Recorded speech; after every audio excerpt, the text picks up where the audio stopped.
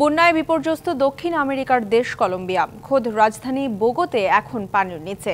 পরিস্থিতি নিয়ন্ত্রণে দেশ জুড়ে জরুরি দুর্যোগ অবস্থা জারি করেছে প্রেসিডেন্ট গুস্তাভো পেত্রো। এদিকে আজারবাইজানের বাকুতে COP29 সম্মেলনের সাইডলাইনে রয়টার্সকে দেয়া সাক্ষাৎকারে কলম্বিয়ার পরিবেশ মন্ত্রী সুজানা মুহাম্মদ বৈশ্বিক জলবায়ু পরিবর্তনের প্রভাব মোকাবেলায় দরিদ্র ও ভুক্তভোগী দেশগুলোর জন্য পর্যাপ্ত তহবিল ও স্থিতিশীল অর্থনৈতিক ব্যবস্থা নিশ্চিত করার তাগিদ দেন।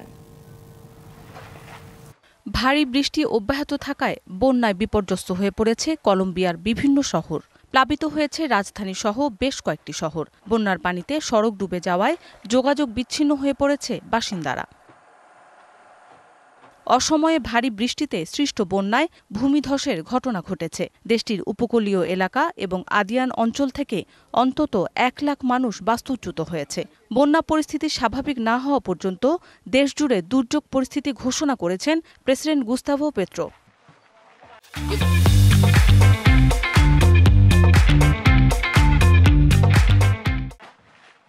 বৈশ্বিক জলবায়ু পরিবর্তনের গুরুতর প্রভাব নিয়ে উদ্বেগ জানিয়েছে কলম্বিয়া সহ বেশ কয়েকটি দেশ।